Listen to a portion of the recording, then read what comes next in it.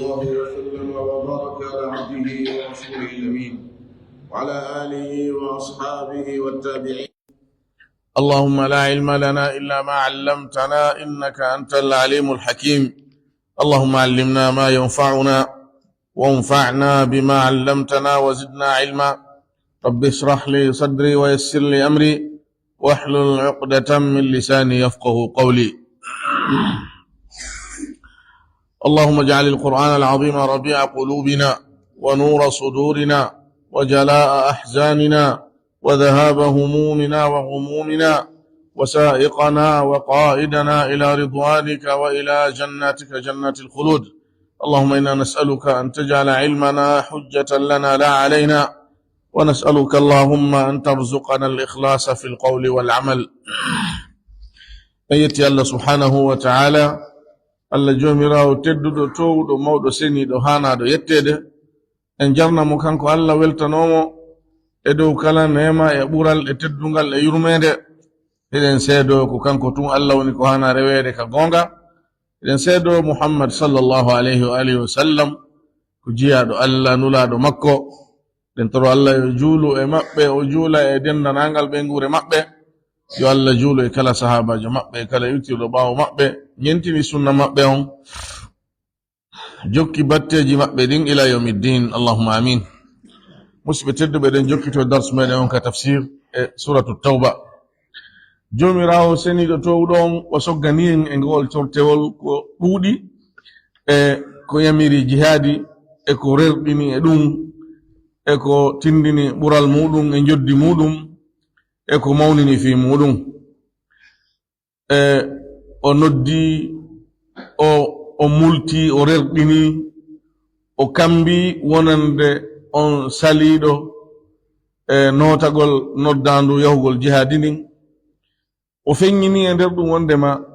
nulaɗo sallallahu alaihi wasallam hanaka neɗɗanke hay e goto suɓo hoore muɗum e hoore nulaɗon alayhi salatu wassalam. Si woni o noddi ko taw ko ya'a noto e noddanu ndun notora ɓandu maɗa ndun e jawdi maɗa ndin. Allah tindi e nder ɗum wondema hay hunde heɓatama e nder ɗum e nder ngol notagol ma, hay hunde heɓatama e sattende ma ɗum ɓittere ma ɗum heege e kala ko wiyete soñja, kala ko heɓuma e muɗum Allah wi ko joddi moƴƴiri woni ko windanteɗa, ko ɗon ko yoɓoyteɗa, sabu tawde kanko Allah o sifora yeɓugol joddi moƴƴinɗo golle. O soggani e ngol tortewol ko ɗuuɗe e sifaji nafiqiɓe e konguɗi maɓɓe e annuyeji maɓɓe e fandundeji maɓɓe e jikkuji maɓɓe bonɗi. Himo hombirana e ngol tortewol kadi yamirgol jihadi nin fahin rerɗina, tentina fi muɗum e jantana gollen fahin yoga e jikkuji nafiqiɓen, fii yo alhali maɓɓe on ɓeydu wetan gollen, ɓeydu feñal gollen, fii no rentoren, haɗitoren, pottitoren nandugol e maɓɓe, bela jo en heɓa yurmede Allah subhanahu wa ta'ala ñiɓen e pewal. Allah wi, ya ayyuhalladhina amanu, hey kono yo gomɗimɓe, qatilu haɓe alladhina ɓen yalunakum ɓeyno hikki e moɗon minal kuffari e heferaɓe ɓen. Allah yamiri ɗo haɓugol heferaɓen, o toɗɗi hikki yani hikkondiraɓe ɓen. Ay haɓugol heferaɓen koyo fuɗɗor hikkondiraɓe ɓen, hawtaɓe tande ɓen, yaha ɗon ittidaɓe keeri ɓen, yaha ɗon non hikkiɓe ɗon ɓen e hikkiɓe ɗon ɓen ha yahana non woɗɗitiɓe ɓen. Sabu no jeeya e nafoore muɗum, sa diwi gaño ma a yahani gaño to hara a tumbiki hakkunde ayɓe. Si toon wuliroyima yiltitagol ga oga amata wigol ko ɗon non min habbinoma sakko ma ɗon ɓeydane soñja e hoore soñja. Jon noon ɓay Allah waɗi ka wonɗa ɗon ko an woni fewjude fi muɗum hiɗa hisi ko ya fuɗɗor gaño hikkiɗo e maɗa on, non si yawtoyamo ɓawo a folude mo yahana gaño hikkoyiɗo ɗon on. Allah wi haɓeɓe wal yajidu fikum yoɓe heɓu e moɗon ghildatan ñande, wotan waɗan ɓe sama kala, wotan waɗan ɓe doyi ka hawre. Amma ka noddugol ɓe ɗon ko doyi, noddira ɓe ñeñal, noddira ɓe multugol, noddira ɓe okkorgol ɓe jawdi so tawi no woodi, newi nanaɓe fino ɓe jaɓira waɗa fannunen fiyo ɓe jaɓu so woni noon ɓe salike ɓe fiɓike e fenande e bonki e kefiran kakko ɓe woni muɗum ngun haɗa hande kadi koɓe haɓe ko haɓugol ɓe ɗon non doyi ala ko haɓugol ɓe tiiɗina hawre nden none hawre nden fuu woni ko hawre ka konguɗi woni ko hawre ka kuuɗe woni ko hawre ka hare fo e muɗum koyeɓe yiw e maɗa ñaande julɗo ko ni hani siforde telemma kefero allah wi annabijo on ya ayuha nnabiyu jahidi lkuffara walmunafiqina waglud alayhim o wi haɓu heferaɓɓen ko ayo annabijo haɓu heferaɓɓen e nafigiɓɓen ñaaɗa e maɓɓe allah noon si yamiri nulaɗo on sallah sallam sina o addu ko tindini onde ko fi nulaɗo tun haray en fof hiɗen jokki ɗon kono ɗum haɗali enen kadi o hertinani en nde yamirore ɗon o wi en ɗo qatilu lladina yalunakum min alkuffari walyajidu fikum gilba wigol moɗo min alkuffar no moftinone heferaɓɓen ɗiɗi non none feŋñin ɗon none suuɗu ɗon feŋñin ɗon ko anda ɓen heferaɓe suuɗuɓe ɓen ko nafigi ɓen kañum maɓɓe ñaaɗugol ngol ɗo kaka hawre no wirɗen non si woni koka konguɗi tawa ko ñaande woliranta o tigi hara sama kala e doyi ala newende ala yeeso maɗa ngon na o yiwi e maɗa yeeso hentinigo o yiwi e maɗa yeeso ñirɓinigo yeeso hulɓinowo si woni o wi wonduɓe ɓen e nulaɗo on sallah sallam ko ɓe ñaaɗuɓe e hoore heferaɓen o wi nokkugo ka sifagol jiya e makko moƴƴuɓen o wi fa sawfa yati llahu bi qawmin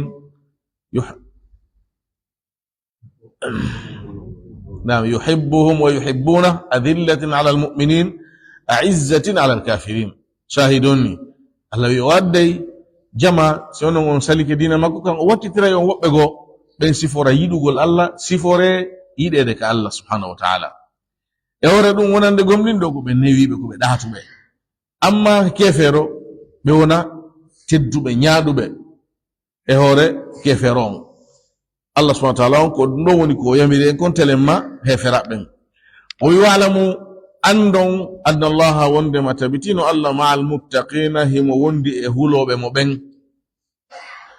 allah subhanahu wa taala on himo wondi e huloɓe mo ɓen o maiya ɗo ngal wondigal ɗo ko maiya khassa on ni sina ɗum kan no tabitondema allah no wondi e tagore mum nden fof imo wondiri e tagore nden humpitagol fi maɓɓe rentugol ɓe nanugol ko ɓe wolta kon huɓindagol ɓe hattangol hewtugol ɓe sanga nde o faalawo none ne o faalirawo ɗum ɗo allah no wondiri ni e tagore mum nden fof ɗum noon ko maiya amma on non amma maiya khassa on wondigal hertinigal ngal ngal ɗon ko fi gomɗinɓe ɓen siforɓe jikkuji ɗi allah jantori ɗin wondugel e jooma mum en ene jeeya ɗin jikkuji hulugol allah subhanahu wa taala moƴƴina golle muɗum e alhaali muɗum tuuba rutto e allah laɓɓina hoore muɗum allah subhanahu wa taala no wondi e ɗi noneji ɗo o wi ande wondema kanko allah himo wondi e huluɓe mo ɓen ngal wondigal allah jeyaɓe muɗum riwa wondema allah no ka arsh makko allah subhanahu wa taala himo ka arsh makko wonugol mo ka arsh ɗon riwa wondema himo wondi e jeya ɓen e none no jantorɗen ni ma iya khassa on ɗo ko wondigal hiwgol ɓe renaɓe aynaɓe sembinaɓe wallitoɓe fewnaɓe folinaɓe e hoore gaño maɓɓe ittanaɓe ande poɗanaɓe nafaji ɓeydanaɓe ɗi ko on ɗo woni none wondigal ngal hare kala faalaɗo siforde wondugol e allah yo sifor wongol hulɗo allah subhanahu wa taala wa ida ma unzilat suratun tuma kala nde tippi cortewol tuma kala nde cortewol tippina fa minhum hino e maɓɓe kamɓe nafiqiɓe ɓen man yaqulu ɓenɓe hino wi'a ayyukum ko hombo e moɗon zadathu ɓeydi ɗum haadihi ngol cortewol ɗo imanan gomɗinal ɗum ɗo kadi ko jikku maɓɓe ngal landal ɗo na landal kumpa landal andugol ko landal jalkitugol landal aybingol yiwugol landal e jasingol fanɗina fi alqur'an on si ayeji ari si cortewol tippike nulaɗo sallallahu alaihi wasallam jangi ayaji ɗen jangi cortowol ngol iya hiɓe wi'indira hakkunde maɓɓe on boye mon ɗum ɗo ɓeydi goɗɗum ko wigol wonde makko na hay hunde ni ko mere ni ko konguɗi wowaɗi nanede ɗum mimminta o tigi hay hunde no ɓe wirta noon ni chaud ni froid ça ne fait ni chaud ni froid dérange tama mimmintama hay hunde ɗum ko hoyfingol jasingol jalkitugol ɗum ko keferankaku noon mo jalkiti ayaji Allah ɗen hare o yalti dina Allah wi qul abillahi wa ayatihi wa rasulihi kuntum tastahzi'un la ta'tadiru qad kafartum ba'da imanikum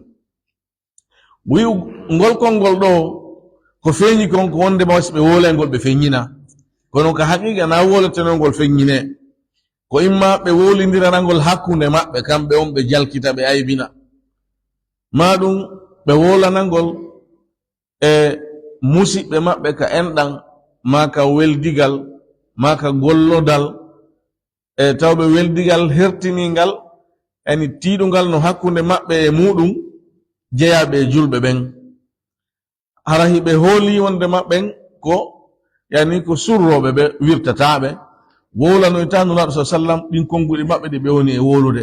kono Allah kan no ton e hino Allah kan o woli ko ɓe woni e wolude kon e maɗum ɓe wolana ɗin e ɓen e on none ɗon hara ko ɓe faala eni poɗude naada ka nafiqiyagal ka jama maɓɓe eni murtina ɓe yaltina ɓe hara ɗum ko tawɓe gomnal muɗum tiiɗali taw neɓal ko naati l'islam gandal ngal tiiɗal taw e muɗum ko sifa ɗi doneji ɗo woni ko ɓe wolaneno ɗi konguɗi ɗo ɓe wiya ko hombo e moɗon ngol cortewol ɗo ɓeydi ɗum gomɗinal Allah wi fa amma alladhina amanu amma ɓen gomɗinɓe Allah gomɗinulaɗo Allah on gongi e ngal gomɗinal muɗum ɓen ɗon fa zadatuhum cortewol ngol ɓeydiɓe imanan gomɗinal wa hum no kamɓe yastabshiruna hiɓe weltora ko woni kon e ngol cortewol tippingol e ɗe ayaje tippiɗe ko woni e majje kon e fodariji Allah ko woni e majje kon e hollugol ɗate hewtinoje Allah sariyaji dewe ko sarrinte ko tindinta yurmede Allah ko tindinta newinangol mo jiyaɓɓen dina kan ko tindinta yiɗugol mo gomɗinɓe mo ɓen wakkili fi makko nde mo foda ton aljanna foda ɓe yaafagol ɓe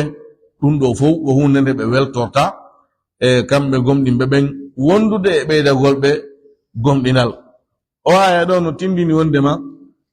e madhab ahlusunnal jamaa on ko kanko woni goonga ka wiwgol ɓe wondema gomɗinal ngal iman on o ɓeydoto himo ɗuyto kadi jama on no senditi ɗon e pecce ɗiɗi alfiraqul kalamiya hiɓe yeddi wonde iman on no ɓeydoma hino ɗuyto kamɓe ɓe wi iman ko hunde nde ɓeydatako ɗuytotako sabu iman on kamɓe ka maɓɓe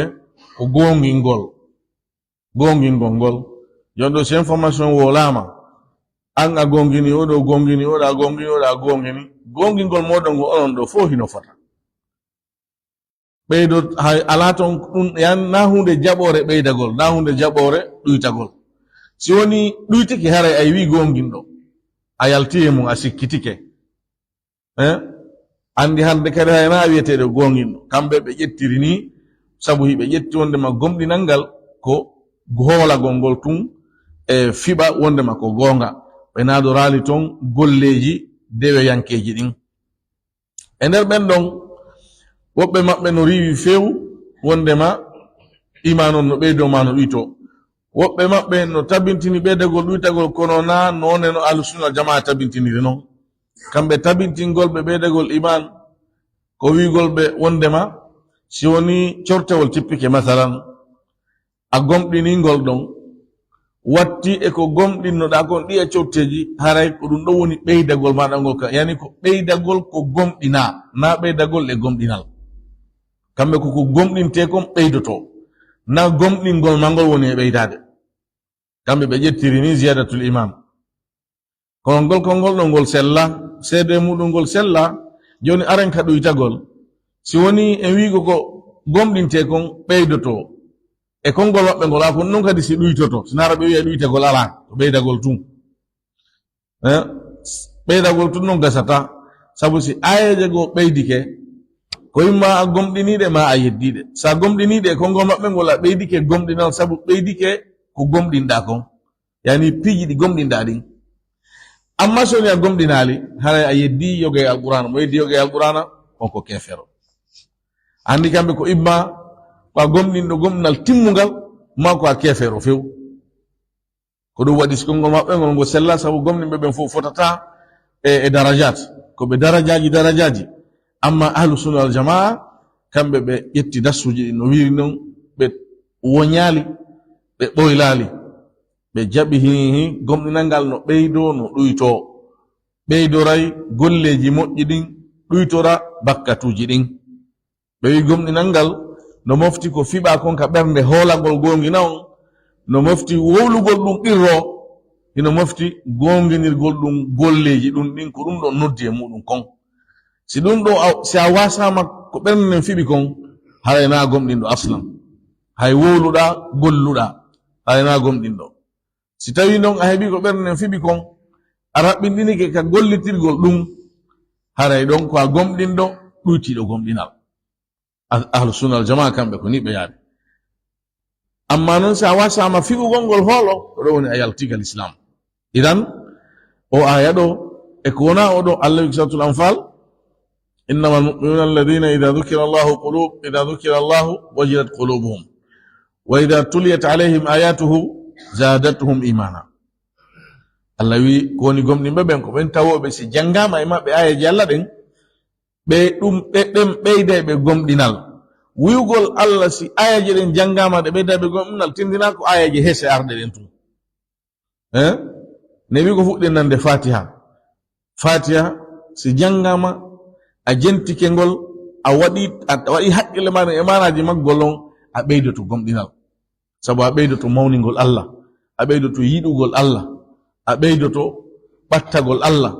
a ɓeydoto e moƴƴere, a ɓeydoto hoolagol.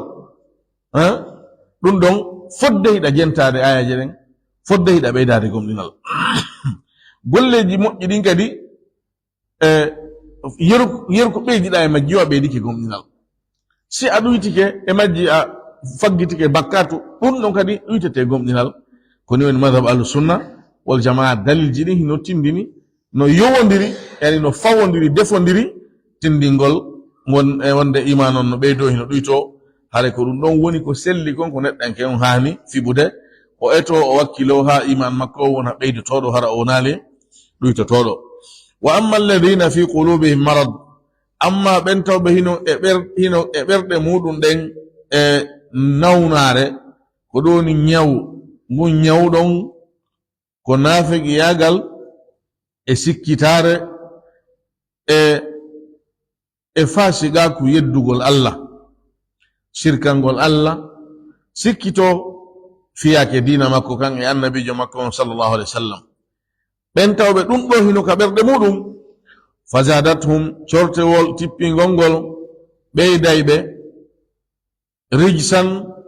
ma ɓeydiɓe rijsan soɓu ila rijsihim e hoore soɓugi ɓe wonduno ngun, ko atti cortewol ngol tippade, ko atti cortewol ngol tippade hiɓe wondi e soɓu nafiki yagal e fasiqaku e yeddugol Allah. Ngol ɗon tippike ɓe yeddi ɗum, ɓe jalkiti ɗum, ɗum ɗon ɓeydike e hoore ko ɓe wonduno kon, ko ɗum woni sabu maggol, sabugol cortewol ɗon ɓe ɓeydori soɓu e hoore soɓugol ɓe, bonki e hoore bonki maɓɓe kin, keferankaku e hoore ngu ɓe wonduno ngun. Ndaare ayaji alquran ɗen ɗe ardali fi majjingol, ɗe ardali fi yani oñagol, ɗe ardali fi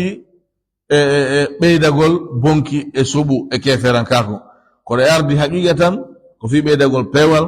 ɓeydagol gomɗinal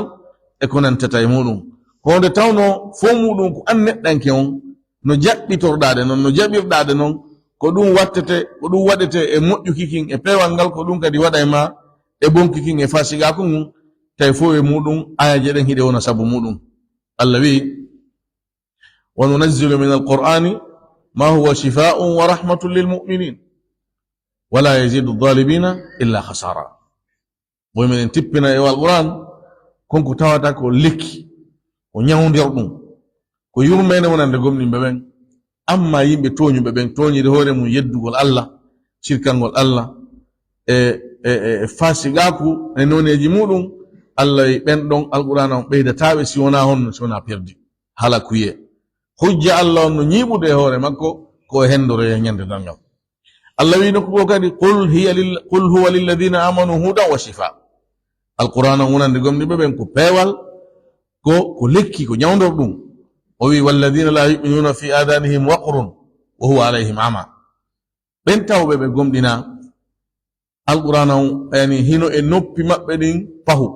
ɓe nanata ko ɗum, ɓe nanata nanugol nafay ɗum ɓe, nanugol tasko wajitora. Alqur'ana on wonande ɓe ko mbunɗan,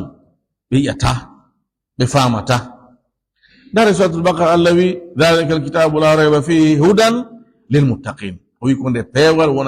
wonande hulɓe Allah ɓen. Amma mo siforali hulgol Allah, jumpa e kala bakkatu, naata e kala mbeleɗe wonki muɗum, on ɗon alqur'ana o fewirtamo. Ko ɗum Allah wi wa in ahadun min almushrikina stajaraka fa ajirhu hatta yasma'a kalam Allah. Goɗɗo e sirkoɓe hefera ɓen si ari fattike ma, Allah wi wirnumo ha o nana kongol Allah ngol. Ɗum ɗo tini noon ndema alqur'ana mo nanimo, jentorimo ɗaɓɓutugol gonga, o fewiray. Mo nanimo, jentorimo ɗaɓɓutugol ellaji e jalkitugol e aybingol, o ɓurta majjude, o ɓurta oñade, o ɓurta halkade. Idan alqur'ana on ko nde peewal. Kala jentiɗo nde o ɓeydoto peewal, kala gollitirɗo nde o ɓeydoto peewal,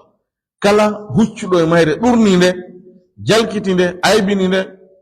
o ɓeydo majjere e hoore majjere makko, o ɓeydo perdi e hoore perdi nde wonduno. Allah yo matu ɓen siforɓe ni ɓe maayi wa hum no kamɓe kafiruna, ko ɓe heferaɓe yedduɓe Allah. Awala yarawna, e ɓe ala e yi'ude, annahum no kamɓe yuftanuna hiɓe jarribe, hiɓe darnde fi kulli amin e kala hitande, marratan nde laawol, aw marrataini mandum nde laabi ɗiɗi. Thumma refti la yatubuna, ɓe tubata ɓe rutto e Allah, wala hum wonali ɓe kamɓe yadhakkaruna, wajitotoɓe tasko haɗito tuba rutto. E ɓe yi'ali wonde makko ni ɓe sifori hitande be hiɓe jarribe nde laawol maɗum nde laawi ɗiɗi. Jarribagol ɓe ngol ɗo konguɗi buyno ari karam ko ɓen ɗi fof majji ɗi selli, ko mise woni ko ɓe fandori. Woɓɓe wi ko jarriborgol ɓe kokke, jarriborgol ɓe heege, bonu jawdi e ko nanta muɗum e ñabbeli e ñawuji e mayere, sifa ɗi piiji ɗo. Woɓɓe wi jarrabu e on ko noddugol ɓe e jihadi nin, yarama ɗo si feƴƴoy ɗon seeɗa kadi ɓe noddu e yarugol ɗa, ɗum ɗo fof ko jarrabu e ɗi noneji ɗo fof ko noneji e jarrabuye ɗi fof majji hiɗi selli, ɗi fof majji hiɗi selli. Allah wi ɓe yi'ali hoore mum wondema hiɓe jarribe nde hitande ɓe ko fanɗi o nde laawol, nde wonde nde laabi ɗiɗi, nde wonde no ɓura ɗum, kono e hoore ɗum kamɓe sabu ɗum ɗon ala ɓe e tubinde ɓe rutto e Allah, ɓe ala e taskade ɓe wajitora ko ko woni ɓe heɓude ɓe wajitora ayaji Allah ɗen. Woɓɓe jangiɗo a wala tarawna, onon gomniɓe ɓen e on renta, on ala e yi'ude seede ɓe ko mutuɓe nder majjere, ko ɓeydiɓe e keferankaku e hoore ngu ɓe wonni ngun, on renta tode ɓe seede muɗum hiɓe jarri ɓe hitande ɓe nde laawol ma nde laabi ɗiɗi, kono e hoore ɗum ɓe tubata ɓe rutto, ɓe wajitotako ɓe tasko. Hara neɗɗanke ɗi jarrabuyeji heɓayɗima, si ɗi wonanalima sabu tubugo rutto e Allah, wonanalima tasakkuye, haray wattu ila yarli est ce que hiɗa selli dina, est ce que iman ma on no moƴƴi, est ce que nanafu iyagal ɓo ɗuɗude maɗa. Jarrabuye o façon o fonu ko Allah jarribo neɗɗanke o no hani ɓeydugol ɓannugol mo e Allah, nayo ɗum woni ko woɗɗinayma Allah subhanahu wa ta'ala. Ɗum no hani ɓeydugol ma ɓannugol e Allah, sabu ko tubata kon, ɗuɗɗina tubugo rutto e Allah, sabu ko taskotoɗa kon ɗi alhaaliji wonɗi feƴƴude e hoore maɗa, iya mbawdi Allah, iya kattane Allah subhanahu wa ta'ala e hoore maɗa. Hara neɗɗanke on yo wonu wajitorayɗo ko heɓata mo kon, to o wonu kanko ɗum feƴƴa e wasi hay hunde waɗali, wa be yimbe be Allah sifi be Allah wi hatta afaw wa qalu qad massa aba'ana as-sarra'u wad-dharra ben tawbe Allah jarribo yidum jarrabu yeji buy kono be jabali taskorde dum be wi angunda dan koni babira men mama be men koni wurirno welo weloji e sonjaaji e tanaji dum fo kambe gadi hebuno be jetti fiyaake dum wadali be rutti e Allah wadali be tuubi be moddini alhali mabbe on hakkone mabbe Allah bal be heddi kabe on don be wi ko ni ngundan aduna dan ainsi va la vie yimbe be anda dina ben ko ngol do kala ko hebi be e tiyarrabuyeji ko be wata ko ainsi va la vie ngundan dan ko ni ko hande no weli jango no metti nam ko gonga ngundan dan ko hande no weli jango no metti kono di weliji e mettiji yarli di kanyum woni addude hoore mum ina kanyum addude hoore mum no wodi wondo e addude di o ko fandori di ko andintingol ma wode demo ko dum Allah fandori di hare ko neddo eto jarrabuyeji makko di wonana mo battorde Allah subhanahu wa ta'ala wonana mo sabu ko tubirta wala ba e bakkatuji wonana mo bedo dum e darajaji ka Allah teddudo towdo modo seni don Allah wi ka kontingol sifa golbe wa idha ma unzilat suratun si woni kadi tippike tun cortewol nadara ba'dhum tawa e jikkuji mabbe nadara ba'dhum ndara yoga mabbe ila ba'din fande e yoga be ndari dira be munjondira be wi hakkone mabbe hal yarakum yarlihino renti on min ahadin goddo yallino wodi rentudo on wi goddo yallino wodi rentudo on no mofti sibe fala ma moltade suudo ay jalqur'an si ari no jantade jikkuji mabbe kongudi mabbe neddo e goto ida wirtere o ti dabba no suudora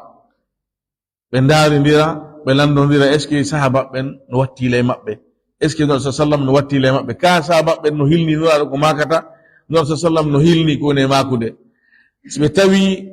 no way wasi no weddita e mabbe be molto be suudo be yaha Allah wi قد يعلم الله الذين يتسللون منكم لواذا الله ناني بهم بمولتا دي مودون سودو ياها اذا كونغول نواي وندي دوندو وبه وي هل يراكم من احد كونغال دوغول ko alquran woni humputude ko hakke ko dum woni gonga e hoore mabbe be landondira ene hari no wodi no rentudo on tawanodo fewndo haldudon ko haldudon fewndo wowludon ko wowludon fewndo ebbudon ko ebbudon o yahi o sifani dum nulado sallallahu alaihi wasallam wobbe nabiri do mana ayon kongudin di lutondira si kongudi didi ari e mana ayatay di lutondira ayon ettedi dino idan be ngalda be dabbalawol ayon no mofti dino hal yarakum min ahad be landondira yarli hari goddo no rentien fewndo wonde haldude ko halduden hal yarakum min ahad be dara eske hino weddita e mabbe giteren no wedditi e mabbe e moltono be suudora be yalta summa rafti insarafu be huccitugol be ngol do sen jetti kongol arano ngol hal yarakum min ahad ko darugol no be moltora be suudora summa insarafu be huccita be yaha do ko be suudo be yaha sen jetti kongol dida bongol ko ngalaw yalli hari goddo no tawano no rentunobe non jentino yito mabbe fewndo be haldeno ko be haldi ko fewndo be wolano ko be woli kon hare do summan sarafu on ko huccitugol berde mabbe den salo e tubugol arta e gonga kan e sakkito rawigol no wadi o feñi ko non kadi gasi joni hare do insirafon ko burnagol berde den salogol de tubugol salagol de ruttagol dum ko e huccutugol jeya yani be huccita e gonga kan be huccita gaye gonga kan ay be hucca e makka be salo fewtude ka yaha e makka be durno be terto be warri non Allah yobiri be non sifa mudum njoddi maada ndin kon sifa none golle maada den Allah yusarafa Allahu qulubahum Allahu yili berde mabbe den e jabugol gonga kan e fewtugol gonga kan bi annahum sabunu kambe bawon do ko sababiya ko sabu tabitino kambe qawbun ko be yimbe la yafqahuna be famata famu berde mabbe den wayno dirino e dum baybe sifori non ɓe ɗurnori ɓalli maɓɓe ɗin ɓe ɗurnori ɓerɗe maɓɓe ɗen ɓe salike artugol e gonga kan Allah yiili ɓe ɓerɗe ɗen huccini few hande kadi sabu ɓe wonino yimɓe ɓe famata famunata e ɓerɗe ɗen ɗe sokama ɗe uddama joddinin ko noone golle maɗen Allah wi falamma zagu azaga Allahu qulubahum ɓayri ɓe oñike Allah oñi ɓerɗe maɓɓe ɗen selini ɗe o wi walladina ihtadaw zadahum hudan wa atahum taqwahum ɓe ɗaɓɓuɓe peewal jokki peewal ngal feewi kanko Allah o ɓeyde ɓe peewal o okka ɓe kulol makko o okka ɓe hulugol mo ko ɗaɓɓuɗa kon e Allah ko ɗum Allah jonnayma sabu o toñatama sa ɗaɓɓi moƴƴere nden a ɗaɓɓi peewal ngal a ɗaɓɓi lahara on ko ɗum heɓata wa man arada al akhirata wa sa'a laha sa'yaha wa huwa mu'min fa ulaika kana sa'yuhum mashkura sa ɗaɓɓi aduna on a ɗaɓɓi weli e foti muɗum ko heɓata kon kadi ko ɗum ɗon yeru ɗon kadi ko Allah windanno ma kon kono koye on none ɗon do heɓata sa ɗaɓɓi yurmede Allah nden a heɓay nde sa ɗurnike mayre Allah holle hakkitande makko ala e maɗa ɓeɗo nde ɓe huccitirno ɓerɗe maɓɓe ɗen ɓe huccitiri ɓalli maɓɓe ɗin e fondoji maɓɓe ɗin Allah huccini ɓerɗe maɓɓe ɗen e fewtugol gonga e jaɓugol gonga e jentagol gonga e fandagol gonga sabu ɓe woni yimɓe ɓe famata Allah hombiri corte wongol jantagol finulaɗo sallallahu alaihi wasallam jantoramo sifaji labaɗi sifaji towɗi sifaji ɗaɓɓaɗi sifaji ɗi o kafi daali e goɗɗo o wi kanko Allah laqad ja'akum laamu on ko wiyete almuwatti'a lil qasam ko wondore qad ko littahqiq tabintingol wallahi ko gonga ja'akum ari on rasulun nulaɗo min anfusikum jeyaɗo e wonkiji moɗon ay ɗo kongu ɗiɗi no ari ɗo woɓɓe no wi arabujo sifajo moɗon konngol ngol ko e wodano ɓe fewtina alqur'ana on ko e jama arabu tippi e ɗengal maɓɓe Allah wiɓe wallahi ko gonga ari on nulaɗo jeyaɗo e moɗon arabujo sifajo moɗon wowlowo sifa haala ka wowloton kan mo anduɗon dambe muɗum e iwdi muɗum e jikku muɗum e needi muɗum mo hay hunde majja on majjaka fi muɗum ko noon Allah sifori ɓe ka sot takwir o wi ma sahibukum bi majnun o wi wondiɗɗo mon on wona fetuɗo wigol wondiɗɗo mo on ko wigol o mo anduɗon mo wuruduɗon yani namo on majja namo majja ɗon komo anduɗon fi mum seede muɗum ko ono wuride makko o wi wona fetuɗo ɗum wondema hiɗo qirri ɗum idan woɓɓe naɓiri ɗo aya on khitab on ko arabu ɓen woɓɓe wi khitab on ko aduna on umma on fof min anfusikum jeyaɗo e wonkiji mon ko ɓandinkejo sifajo moɗon neɗɗanke yani wona jinnaru wona malaikajo ngol konngol ɗo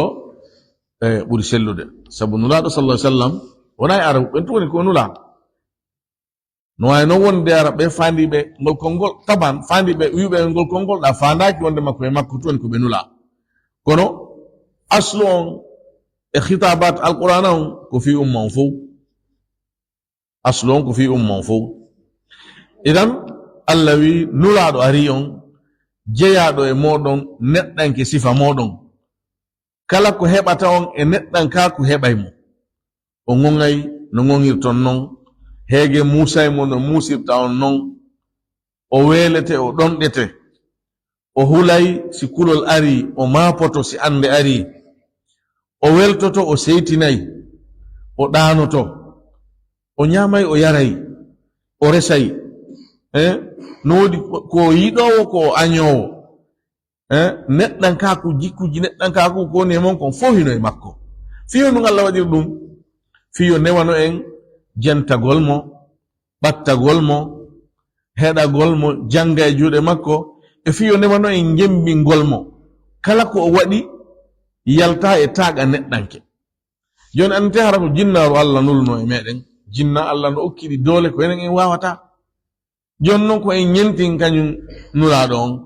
jinna taw enen e wataɗi darde so jinna feñani goɗɗo ɗum dillinemo haqqille seeɗa si feñani neɗɗo e suura muɗum ko Allah tagi ɗum memminay hoore nden seeɗa fetinali oti few ɗenƴinaymo kan do seeɗa joni so woni noon nulaɗon ko jinnaɗo honno enen heɗoran ɗen honno jangiren ɗen e jungo makko honno jambiniran ñentiniran ɗen mo hiɗi wawi wadde ko enen en wawata o kaka dole muɗum few joni noon ko en landaɓe ñentingol kañum nulaɗo newotono newatanoko si o nulaɗo waɗano malaikajo ɗon itte sikke malaika ko wawi kon enen en wawata e hunde ɗum ko ɗon Allah ka yurmene makko ka hikma makko ka ñañal makko o waɗi nulaɗo on sifajo meɗen tawɗo kala ko wiyete neɗɗankaku enen e makko ɗen hawti lutti noon hande kadi ɗaɓɓugol pewal ngal jokka sobe on wakkilo fi ko Allah kon ɗon himo yeeso meɗen enen koye ngiru nandinoɗen e makko en wawatamo hewtade e golleji ɗi o waɗa no ɗin nulaɗo sa sallam juulayno jemma ha koyɗe mum ɗen heewa ha ɗe ɓuuta sabu juutugol daragol ɓe darotono jemma gumo e darde wotere nene Aisha wiya nulaɗo a fowtinta hoorema seeɗa a waɗata hoorema doyi nulaɗo maka a accatami wona jeyaɗo yettowo Allah dokkal ngal Allah hokki mingal hingal jari yomi waɗu ɗum ɗo hoore am sabu yani yettirgol Allah subhanahu wa ta'ala nulaɗo hoorayno ha ɓe sikka o taƴata ɓe taƴa kadi balɗe ɓe jokkidir ha ɓe sikka o horata sonnaɓe makko ɓe woni ko sifi ɗum nulaɗo sallam si hara yahanoma himo yeeso kulol ɗum waɗali ha o huuli ha o dogi kulol maɓɓe ko jama on ɓe mapani sahabaɓe ɗim yimɓe maɓɓe ɓe jama maɓɓe on ɓe mapani sabu si jama on warama haray ɓe ala jama ande maɓɓe ko fiɓen hay so'ugol ɓe heege waɗi ko fiɓen kamɓe ko ɓe welte fi Allah haaju maɓɓe ala e mum ɓe dolni dole wonki yondinagol ɗum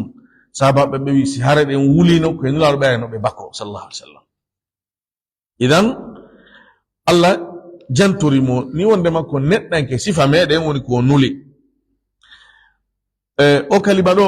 woɓɓe no jangimo min anfasikum kono qira'a on ko qira'a shadda na jangeteɗo ko qira'aji yani riwaɗi townitaɗi ɗin ittaɗi ɗin ɗum ko honno firi ko jeyaɗo yani min anfasikum ɓurɗo moƴƴude e moɗon min annafasa annafisu huwa alghali hunde yani mawnude yani towude valeur kono qira'a on joni o sella o dallinorte tun e hollugol nulaɗo sa sallam ko e geygol ɓurgol moƴƴude e iwdi ɓurdi laaɓude e suudu ɓurdu teddude woni ko iwi hino jole maɓɓe sallallahu alaihi wasallam kaɓe maaki wondema iwdi maɓɓe ni fof fattujo ala ton yani na kamɓe na ben maɓɓe na ben maɓɓe na ben on ɗon na ben on ɗon na ben on ɗon ha yewto e Adama alayhi salam mo be ko e dewgal jibina ala e maɓɓe jibinaɗo yani harana e desal rasul sallam no maaki go kongol hiɓe maaki wondema Allah suɓi durriya Ismail on Quraysh o suɓi e Ismail Quraysh suudu maɓɓe nu banu Hashim ɓe janti ɗon ɓe suɓi Allah suɓi e banu Hashim kanko alayhi salatu wassalam nuraɗo kanko woni ɓurɗo moƴƴude ɓurɗo teddude mo fimum ɓuri mawnude e kala bange ka daariɗamo hay fewndo jahiliya makko hari sifa makko ala e mujtama on e moƴƴugol e fewugol e laaɓugol jikku e towugol needi e moƴƴugol dambe sifa makko hari ala o no sifori azizun alayhi hino teddi e makko teddugal ngal ɗo ko sattendi yani hino satti e makko ma anittum nden tampere heɓunde on konko tampoton nulaɗo sa sallam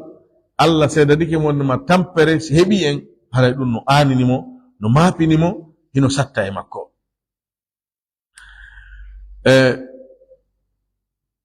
ɗo wigol tampere si heɓi en ko kala noon e tampere ɗum ɗo kadi julɗo e kefere fof no naatiga wonande kefere on koko soñjoto e yeddugol Allah e talla lakke ɗum e hoore makko ɗum no mapinno nulaɗo sallallahu alaihi wasallam hiɓe renɗuno yo fopp natukal islam ɗum aaninno ɓe mapini ɓe ha Allah feli ɓe la'allaka bakhirun nafsaka alla yakunu mu'minin ene halka e wonki maɗa kin fiɓe ɓe jaɓali gom inde waɗu dow e hoore ma Allah subhanahu wa ta'ala nafo o hokki gomɗinal wonande enen julɓe ɓen hino satta e nulaaɗo hay ko bullal yiwete hay ko pelihum nasayma ko weeleteɗen ko soñjoteɗen ko gaño wawata en foola en e ko yeddeten Allah ko seytan mortinta en ɗum fof no satta e nulaaɗo sallallahu alayhi wa sallam harisun aleykum ko o siforɗo rerɗugol e moɗon ay maapiiɗo fi moɗon himo himmi yo on heɓu moƴƴere tun idan nulaaɗon no sifori o yiɗayo bone heɓu en si ɗum heɓi en sattay e makko anina mo moƴƴa himo sifori wondema yiɗugol yo moƴƴere heɓu en moƴƴere ɓurde mawde yo en heɓu ko fewugol heɓa daɗugol lette Allah ɗen heɓa yurmede Allah nden nata aljanna e kala noon ko hikki ɗon yani sabu kon ɗon ɓuri towde daraja keɓal hikka ɗon noande kadi kala noone e keɓal ko fowtinta wonki ko weltinta wonki nulaaɗo sallallahu alaihi wasallam laatino hino rerɗi yo en heɓu ɗum bil mu'minina wonande gomɗinɓe ɓen ra'ufun kanko nulaaɗo ko heewɗo yurmede tiiɗuɗo yurmede wonande ɓe rahimum ko yurminowoɓe kadi nulaaɗo laatino yurmede makko nden e jama gomɗinɓe ɓen no tiiɗi no mawni e seede Allah subhanahu wa ta'ala yurmingol ɓe kadi ɗum ko tabutuno ɗum goɗɗo landake mo ha han si wona o jonne sina taw ala jonnayno ha hara e fus lutta e juuɗe makko sallallahu alaihi wasallam o ruttare ha han landiɗo sa ari a ngantini ko jaɓande nganto sa maɓɓen kala mo ɓe hattino ñallal balɗiɗi ɓe landotono ɓe tefa fi o tigi ko ɗum waɗi sa maɓɓe mo be har no wayɗi wasi kañum no sikka o kañum nulaɗo sa sallam ɓurno yiɗude kala mo ɓe yi'i fonde mum ɓe mosanamo so nawni ɓe ndaroyamo so heɓi ande ɓe walla mo no ande makko nden iwira so heɓi mapunde kadi wano noon so heɓi welo welo ɓe weltoda e makko welo welo makko ngon ɓe laatino ko ɓe tiiɗuɓe yurmede yurminowo wonande gomɗinɓe ɓen fa in tawallaw e hoore asiforgol ni e maɓɓe si woni ɓe hucciti ɓe salike gomɗinde ɓe ɗurnike dina maɗa kan faqul wi'u hasbi allahu yonilan Allah mi holora e goto e moɗon Allah mi holori kanko Allah non o yonilan la ilaha illa huwa reweteɗo wo e hoore gonga ala si wona kanko o kongol ɗo ko ni firirte la ilaha reweteɗo wo ala e hoore gonga illa huwa si wona kanko fiyon nu wattanteɗon e hoore gonga ko ɓay no woɗi ko wona rewede harna Allah ka wodugol ka waɗegol no woodi ko wona rewede hara wona Allah kono ka gonga ka tawata nafitoray on rewɗo lorroray on mo rewali ko Allah tun subhanahu wa ta'ala ko ɗum la ilaha illallah alayhi tawakkaltu ko e makko woni ko mi fawi ko kanko woni ko mi holori wa huwa ko kanko woni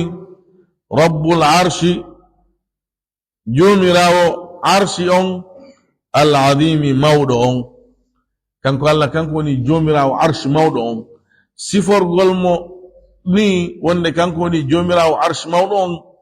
ko tinningo wondema kanko woni jomirawo kala ko woda sabu arshi on no mawni ɓuri tagoje ɗen fof ko Allah tagi kon fof ko arshi on ɓuri mawnude joni noon si o woni kanko woni jomirawo arshi on koye ley yamirore makko woni koye fewjore makko wooda koye jeyal makko e lamateri makko ɗum jeeya tindini wonde makko hewta arshi on yani ko ɗum ɗon ɓuri handude taw koye jeyal Allah koye fewjore Allah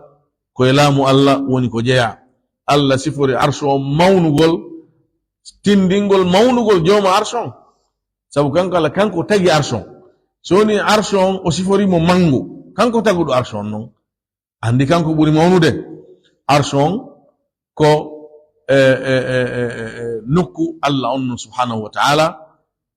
Allah hino ƴelliti fotodiri ka arshi muɗum no ayaji en tabintindir noon arshi on hino sengo dow tagore nden fof Allah hino sengo dow arshi makko on hay hunde ala ko wontiranimo sengo dow tagore nden fof no wontiranimo sengole subhanahu wa ta'ala imo sifori ɗo arshi on mangu mo sifori mo nokkugo teddungal o wi ka suratul buruj dhul arshi jangin wobbe go al majidi dhul arshil majidi majidon non ko sifa arshon kanko ni jomirawo arsh teddudo on nok jangin be mo wowtude ngon enen dhul arshil majidu majidon woni sifa zu on sifa Allah donc e way janginda e mo sifori arshon teddungal do sifori arshon mangu dum do ko tindinay dum mangu joma arshon teddungal joma arshon kanko Allah woni jomirawo mangu e teddungal o senike o towi e kala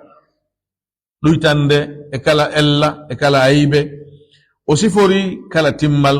kala mangu kala teddungal den toromo kanko Allah subhanahu wa ta'ala yo famin alquran on famu selludo o newinanen netanagol yamiroje makko den e hadoje makko den o jabanen konde mo rewde kon o yafo en den nangal bakkatuji meden o wada en natobe aljanna enen emobe meden e den nangal karamo kobe meden ya ayyuhalladhina amanu haykona yugomnim be قاتلوا هبي الذين يلونكم بين هكي مودم من الكفار هفرابين وليجدوا يبهب فيكم مودم غلظة نياد واعلموا أن الله وندم تبتين الله مع المتقين هم وندي أهلو بمبين وإذا ما أنزلت سورة سيوني تبنا ما شرتول فمنهم هنو إمام بكم منافقي من يقول هنو ويا بم بهنو ويا أيكم كومبو إمونون زادته بيددون هذه نقول شرطول إيمانا قمدنا فأما الذين آمنوا أما نقوم ببين فزادتهم إيمانا قل بيديب قمدنا وهم نكم بيستبشرون هبه والترانقل وأما الذين آمنوا بين في قلوبهم بهنو يبردمون مرض نيو فزادتهم قل بيديب رجسا sobu ila rijsihim wondude sobungu be wonduno ngun wa matu be mai wa hum nukambe kafiruna ko be yeddube Allah heferabe awala yarawna ebe ala yude annahum wonde mano kambe yuftanuna hibe jarribe fi kulli amin kala hitande marratan de lawol aw marratayn man de lawi didi thumma rifti la yatubuna be tubata wala hum wanali be kambe yadhakkaruna hibe wajito وإذا ما أنزلت سورة سيوني تبنا ما شرتول نظر بعضهم دار يوغا مأبي إلى بعض فاد يوغا ببي هل يراكم يله نغنتي من أحد قوله ثم رفتين صرفوا بهجتا صرف الله ويلي قلوبهم برد مأبرين بأنهم سبت بتين كم بقوم كبيم لا يفقهون بفامته لقد جاءكم والله كونغا أريء رسول نلاد من أنفسكم جاء ونكي جمودون عزيز عليه هنو ستة إمكو هنو تد إمكو ما عنتم كونكو تنبطون حريص عليكم هم رردي إمودون دهبطون مؤيري دارون بني بالمؤمنين ونندقم لنببين رؤوف كو هيو دو تيدو دو يرمين رحيم كو يرمينو فإن تولوا سوني بسالك بهجتي فقل ويو حسبي الله ينيلا الله لا إله إلا هو رويته دو علاك غونغ سونا كانكو عليه توكلتك وإمكونكم فوي وهو كانكو وني رب العرش جومرا وعرش العظيم موضوعون جولي إمكو نراد صلى الله عليه وسلم مولي نقول كونغول دون دلابي جدي بمبي مادون كيكي ده Allah yonemo e kala ko mapinimo kala ko aninimo wigol hasbi Allah la ilaha illa huwa alayhi tawakkaltu wa huwa rabbul arshil azim de la bi jeddi to maki Allah yonemo e kala ko aninimo e kala ko mapinimo wallahu a'lam wa sallallahu ala nabiyyina muhammadin wa alihi wa sahbihi wa sallam walhamdulillahi rabbil alamin alaykum assalam ma ballanta ba ya ma ko yodo nas fadal pays des agents de immigration yahobe ben l'aéroport donc joni agent de immigration gère o dossier maɓɓe joni ɓeyna créygol histoire kono ko haqiqa on histoire ɗon aray na gonga won ɗon joni on ɗon o winna mo faala emin golluɗi mi waɗnamo traduction ma golle ko administratif o yowndiri e ɗin histoire ɗi ɗon haray no daganolan ka mi waɗa ɗum ɗon o yoɓalam ɓay na kamɓe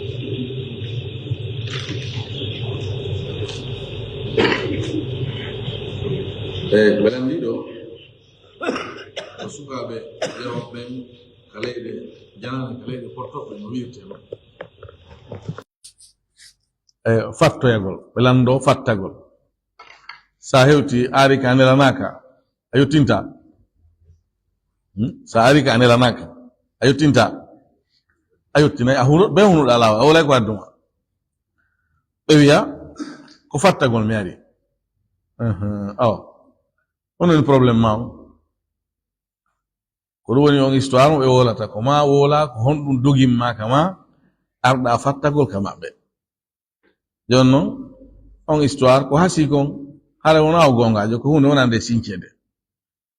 so woli ɗum o winda woni o moƴƴina o hatojinayi noon nde wonde ko waɗnamo ɗum tarjama yani si tawi ko français on o wawi tawi koye leydi anglophone woni ma o addana ɓe ɗum ka winde anglais ko ɗum joni no waɗanowomo ɗum on tarjama o yalli ɗe golli ɗon hino dagi haray lande goo ko lande waɗayde haraj moƴƴa e neɗɗanke kono dina Allah kan hay hunde neɗɗo on nayo suuɗu ko andi kon e muɗum haɗa ko adi kon taw neɗɗanke taw naadu hoore makko e sifande ɓittere yeyta defu hoore ma natugol e fenande honnon defugol hoore mum ɗum ƴiwgol ka leydi mum tawata na e gere lendi woni sattende ala ɗon ko ala hay nokki aduna o immo ɗon yaha e sifa ɗen leyɗe yaha créoya a wi tun mi ala heɓude toon ko ñaam mi ala heɓude toon jawdi wol sifa ɗum ɗon masalan mi ala heɓude toon golle kono o tigi o aratama o sinca fenande imo raɗa imo nangano imo sokano ɓen makko feƴƴinino ɓe nangi ɓen makko ɓen hiɓe soki miñiraɓe ɗiɗo makko no kaso sifa ɗin créa sifa ɗin haalaji fi way porto kañum kamɓe koye feewu hay sina gonga kamɓe e wolu tun ko feewi jon nantinowomo ɗum ɗon yani waɗnanomo ɗon tarjama yer ko feñaninmi kon o ala ella sabu na seedanagol mo woni o ala e seedanagol mo hay siɗa andi wona gonga konko woni e wolude ɗon an a egganay mo woni e haala naɓanamo e haala inchallah ella ɗuɗa e muɗum won tum min haray miɗo conseilla o tigi yo o accu ɗon waɗugol ɗum ɗon surtout siɗa andi ko woni wolde kon na gonga so tawi kan a anda ko gonga ma na gonga a ɗaɓɓiraka tefugol mo so tawi ko a waɗo golle ɗen